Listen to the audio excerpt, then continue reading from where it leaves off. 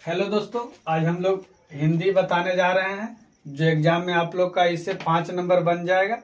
ठीक है, तो गद्य खंड बताने जा रहे हैं। तो गद्य खंड में है लेखक और पाठ। तो पहला है श्रम विभाजन।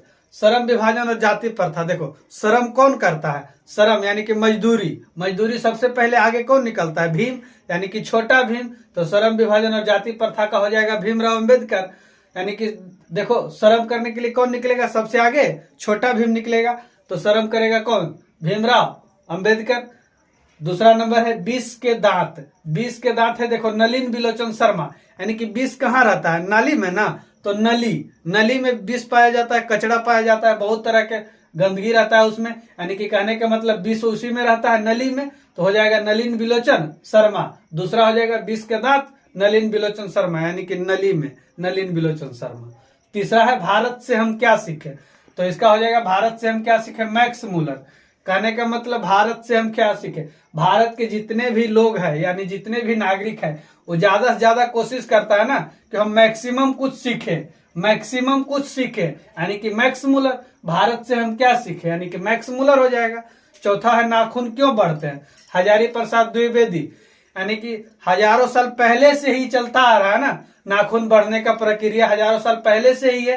तो हजारी प्रसाद द्विवेदी, नाखून बढ़ते आ रहा है हजारों साल पहले से, तो हजारी प्रसाद द्विवेदी हो जाएगा, है ना। 5 नंबर नागरी लिपि गुणाकार मूल्य। नागरी लिपि गुणाकार मूल्य कहने के मतलब नगर के लोग ऐसे भी गुणवान होते हैं, यानी कि उनमें ज्यादा कूट कूट कर गुण भरा हुआ होता है। तो इसीलिए हो जाएगा नागरी लिपि गुणाकार मूल्य। एकदम पूरा ट्रिक से याद हो जाएगा। आप लोग हमेशा मेरे साथ बने रहें ऐसे ही वीडियो में, ठीक है।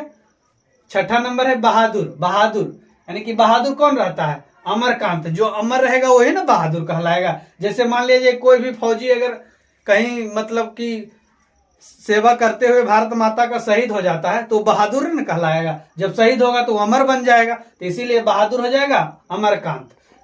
और आगे है 7 नंबर परंपरा का मूल्यांकन। रामविलास शर्मा।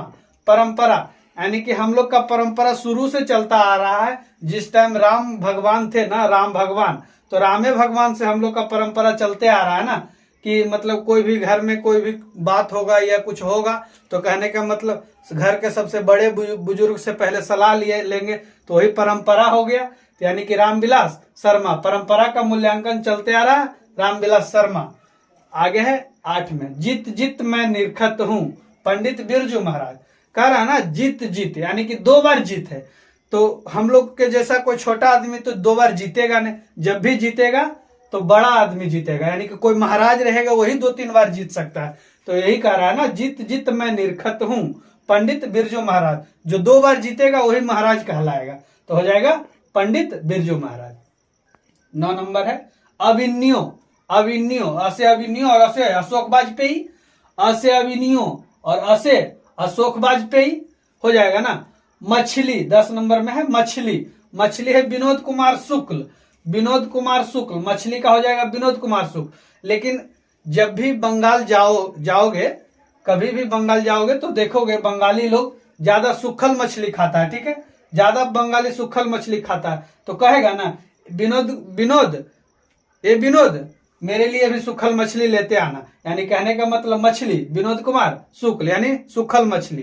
11 नंबर है नौबत खाने में इबादत। यतीन्द्र मिश्र। नौबत खाने में इबादत, यतीन्द्र मिश्र नौबत खाने, यानी कि मान लीजिए कहीं हम न्योता में जाते हैं, कहीं भी किसी के यहाँ भी, या लड़का देखने लड़की देखने, या कहीं कोई बरतुहारी में अगर हम जाते हैं नौबत खाने, तो वहां पे हमको मिलता है क्या? प्लेट में मिलता है ना मिश्री मिलेगा और क्या मिलता है? सौंफ मिलता है। तो नौबत खाने में इबादत तो हो जाएगा मिश्री, यानी कि मिश्र, यतीन्द्र मिश्र। कौन मिश्री? तो यतीन्द्र मिश्र। याद रखो कैसा हूं, है ना। 12 नंबर है शिक्षा और संस्कृति। महात्मा गांधी। अगर हम लोग को अगर भारत आजाद नहीं हुआ होता, अगर हम लोग को अगर नेता लोग भारत को आजाद नहीं करवाते तो आज हम लोग क्या होते? शिक्षित नहीं होते, ठीक है। तो वही शिक्षा और संस्कृति है महात्मा गांधी। दोस्तों, अगर ये वीडियो पसंद आया हो तो लाइक एंड सब्सक्राइब जरूर करें। इसके अगले पार्ट में वीडियो डालेंगे काव्य खंड का, ये गद्य खंड का था। धन्यवाद।